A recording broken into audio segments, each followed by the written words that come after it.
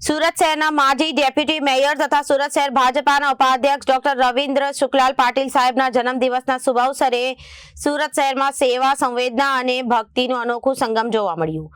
જન્મદિવસને માત્ર ઉજવણી સુધી મર્યાદિત ન રાખતા જનસેવા વિવિધ કાર્યો દ્વારા આ દિવસને અર્થપૂર્ણ બનાવવામાં આવ્યો હતો.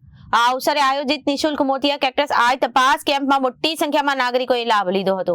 અનુભવી નેત્ર વિશેષજ્ઞો દ્વારા દર્દીઓની આંખોની તપાસ કરવામાં આવી અને જરૂરિયાત મુજબ યોગ્ય દર્દીઓને આગળની સારવાર તથા ઓપરેશન માટે માર્ગદર્શન આપવામાં આવ્યું. આ નેત્ર ચિકિત્સા કેમ્પમાં વિધાનસભા શ્રીમતી સંગીતાબેન પાટીલ, માજી deputy mayor doctor Ravindra Patil અને Lions district governor Shrimati Lion Monaben Desai, Lion doctor Mangala Patil તેમજ સમાજના આગેવાન શ્રી મનહર લાપસીવાલા અને શ્રી પ્રફુલભાઈ મોદી ઉપસ્થિત રહ્યા હતા.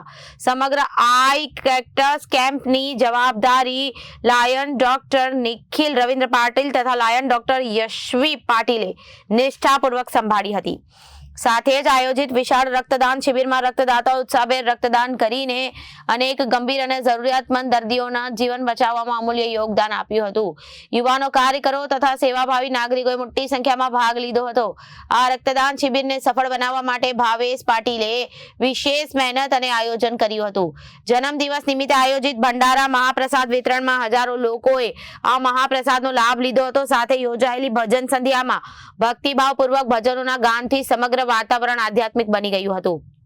આ ધાર્મિક અને સામાજિક કાર્યક્રમોની જવાબદારી શ્રી પ્રહલાદ પાટીલ, શ્રી લક્ષ્મીકાંત બોરસે અને શ્રી ગોપાલ પાટીલ તથા શ્રી માનસારામ પાટીલે ઉત્તમ વ્યવસ્થા સાથે સંભાળી હતી. આ તમામ સેવા કાર્યોનું આયોજન અને સંકલન Lions club of Surat, Limbayat SEZ, Kamal Smriti charitable trust અને એજ્યુકેશન ટ્રસ્ટ દ્વારા સુરતમાં શ્રી સુરત મોડ વણિક સાર્વજનિક ટ્રસ્ટ સુરત તથા રાષ્ટ્રીય અંધત્વ નિવારણ કાર્યક્રમ સુરત જિલ્લાના સહયોગથી સફળતાપૂર્વક કરવામાં આવ્યું. કાર્યક્રમોમાં લાયન મહેન્દ્રભાઈ પ્રજાપતિ, હિનાબેન પ્રજાપતિ સહિત લાયન્સ ક્લબના સભ્યો, સેવાભાવી સંસ્થાઓના હોદ્દેદારો, કાર્યકરો અને સ્વયંસેવકો વિશાળ સંખ્યામાં ઉપસ્થિત રહ્યા હતા. Bureau report, Janadesh news.